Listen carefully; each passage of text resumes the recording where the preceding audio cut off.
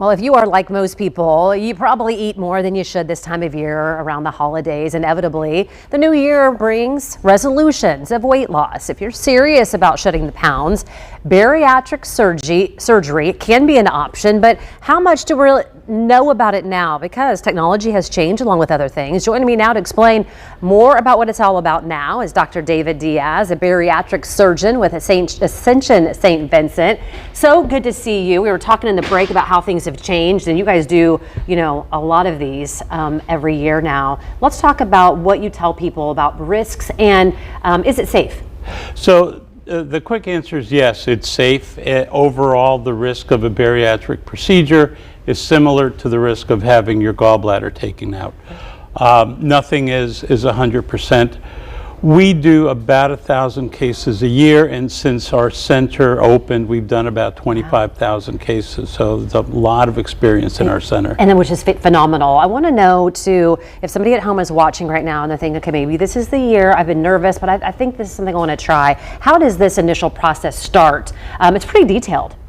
It is. So it's important that you understand what these procedures are like so you make a decision that you're comfortable with. So the way it starts is patients will come to the bariatric center, and there's 4 of us, so we each do kind of a bariatric presentation once a week, and people can sit there and listen, ask questions, and if it's something they're interested in, then we can continue with the process.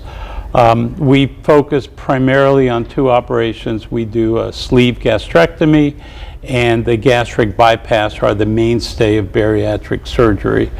Now, it's really important to understand that these operations are not magic. They're weight loss tools, and we can't stress that enough, that once a patient is part of our program, they're part of our program for life. They have access to the dietitians, therapists, exercise physiologists, everybody who's there to help them. One thing that our viewers saw on the screen just a minute ago was behavior modification, dietary counseling, and exercise. And are those things that you make sure that the patient is doing before the surgery? I mean, because if you're not changing the behavior, if you're not having kind of that mindset set, you probably, I'm guessing, aren't going to be very successful if you continue to go back trying to do the things that you did before. So yes, I think that is something that we strive for. Most patients have to go through a preoperative weight loss process. Not so much they have to lose a specific amount, but they have to understand how to eat healthy, how to maintain an active lifestyle. And so that starts at least 6 months before their actual surgery. Before we run out of time, I want to make sure that we also hit on the specifics of how you qualify. You have to have a BMI of over 35. I want to talk about of 35 or greater. And then what is the part about the medical condition, high blood pressure, diabetes, or acid reflux? Do you have to have one of those 3 or not necessarily? If your BMI is 40 or greater, that by itself is bad enough. Okay. So you would qualify for surgery.